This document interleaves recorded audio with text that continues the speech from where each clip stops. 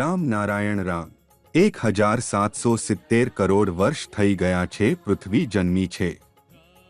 વ્યક્તિએ પોતાના માતાપિતાની વિચારધારા, આદતો અને રીતોને અનુસરવાનું ચાલુ રાખ્યું છે।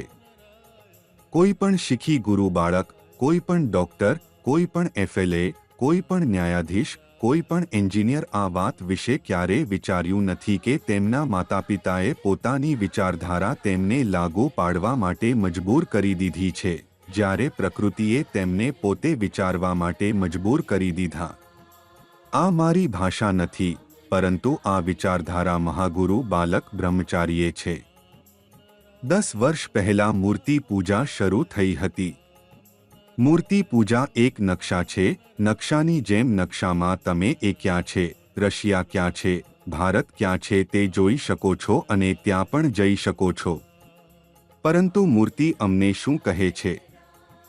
થોડા દિવસ પહેલા હિન્દુઓ અને બંગાળી લોકોએ દુર્ગા પૂજા કરી। દુર્ગાના 10 હાથ છે। 10 હાથનો શું અર્થ છે? શું આ ધરતી પર કોઈ વ્યક્તિને 10 હાથ હોઈ શકે છે? મેં ક્યારેય એવા વ્યક્તિને જોયા નથી। તો 10 હાથવાળી મૂર્તિ કેમ લાવવામાં આવી? દુર્ગા માતા શું કહે છે? આ વિશે કોઈ પણ વિચારતો નથી। જૂના સમયમાં જ્ઞાનીઓએ કહ્યું હતું કે દુર્ગા માતાના 10 હાથ સમાજ અને રાષ્ટ્રના હાથને પ્રતીકિત કરે છે, કારણ કે તેના 10 હાથમાં 10 આયુધો છે। દુર્ગા માતા કહે છે, મને ઉઠાવો, મને મીઠાઈ અથવા ફૂલોની જરૂર નથી। મારા હાથમાં જે આયુધો છે તેને ઉઠાવો અને સમાજમાં જે કંઈ પણ થઈ રહ્યું છે તેનું સમાપન કરો। તમારા મનમાં જે ખોટા વિચારો ચાલી રહ્યા છે તેમને બહાર કાઢો। મૂર્તિ પૂજા આવી હતી મોટું મૂર્ખને બુદ્ધિ આપવાના માટે, પરંતુ મૂર્ખનો કામ તો છૂટ્યો નથી, તે આજે પણ ચાલુ છે। જેટલા સમજદાર થાવ છો એટલું વધુ મૂર્ખાનો કામ કરતા જાઓ। વિચારો એ આપનો અલ્લાહ, ખુદા અને ભગવાન છે। વિચારો આકાશ છે, વિચારો બધું છે। વધુ વિચારવાની જરૂર નથી। સીધી વાત સીધા જ વિચારવી જોઈએ। મારા માતા પિતાએ અને તેમના માતા પિતાએ પણ ભૂલ કરી છે। હું એટલો શીખી છું અને આજે વિજ્ઞાન યુગ છે। અનેક શોધો કરવામાં આવી છે, ઘણા પ્રયોગો ધરતી માટે કરવામાં આવ્યા છે। માનવીએ બધું સમજાવ્યું, તેને જોડ્યું, પરંતુ બનાવ્યું નહીં। ધરતી જોઈ રહી છે, સૂરજ જોઈ રહ્યો છે, આકાશ જોઈ રહ્યું છે, પાણી શાંતિથી બેઠા છે, બધું ઉપર રેકોર્ડ થઈ રહ્યું છે। બધું જે થઈ રહ્યું છે તે જોવા માટે ઉપલબ્ધ છે। ક્રિયાઓ ટૂંક સમયમાં લેવામાં આવશે। ધરતીનો ગતિ અને આકાશની ગતિ ચાલુ રહેશે। વિચારો કેટલા મોટા સમુદ્ર છે, કેટલા મોટા પર્વત છે। પ્રકૃતિએ સમુદ્ર બનાવ્યો અને પછી તેને પર્વતોમાં રૂપાંતરિત કર્યું। વૈજ્ઞાનિકો આ પ્રકારના મોટા પર્વત બનાવવાનું કહેવામાં આવે છે, પરંતુ તેઓ બનાવી શકશે નહીં। જો કહેવામાં આવે છે કે બીજ વિના વૃક્ષ બનાવો તો તે નાબૂદ થઈ જશે। તેથી ધરતી દરેક વ્યક્તિને વિચાર કરવાનો સમય આપે છે। ભારતની વાત દરેકને સાંભળવી પડશે। એ છે જે આપણું કામ છે, આપણે તેમને દર્શાવવું છે। સામૂહિક વિશ્વને ભારતની વાત સાંભળવી પડશે। એ છે જે આપણું કામ છે। તમામ વિશ્વને પ્રકૃતિની વાત સાંભળવી પડશે।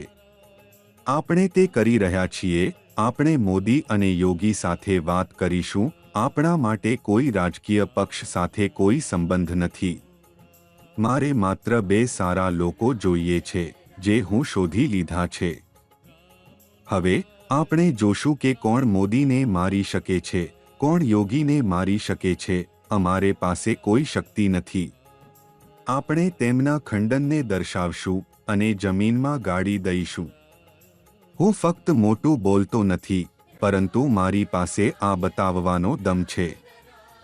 કોઈ પણ પડકાર સ્વીકારતો નથી, પરંતુ પછી ધમકી આપે છે કે આપણે મરશું। આગળ વધો, કહો કે ક્યાં મરશો, હું કોઈને પણ મરાવી શકું છું, મને કોણ મરી શકશે? પ્રકૃતિએ મને મારી ઈચ્છા મુજબ જીવવાની છૂટ આપી છે. પ્રકૃતિએ મને કેમ બનાવ્યું? કોઈ પણ ધર્મમાં જન્મેલા બાળક માટે, તે મુસ્લિમ હોય, હિન્દુ હોય અથવા બીજો ધર્મ હોય, તે રોને જન્મે છે. ભગવાન ક્યાં છે? અલ્લાહ ક્યાં છે? જે આજે દેખાય છે તે જ સત્ય છે.